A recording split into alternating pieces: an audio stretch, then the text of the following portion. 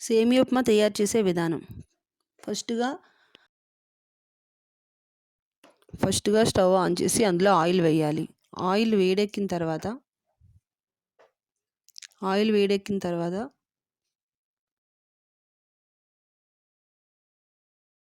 Onions, జీలకర్ర, ఆవాలు వేయాలి.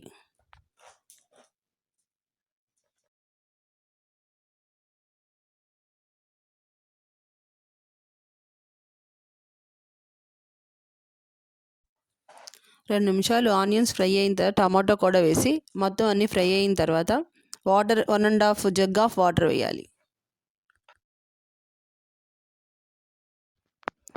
సాల్ట్ ఇప్పుడు వాటర్ హీట్ ఎక్కిన తర్వాత అందులో సాల్ట్ కూడా వేసి మూత పెట్టేయాలి.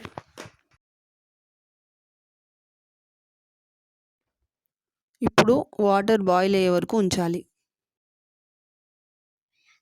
ఒక కప్పు సేమియా వేసి ఉడికే వరకు ఉంచాలి. అంతే, సేమియా ఉప్మా రెడీ.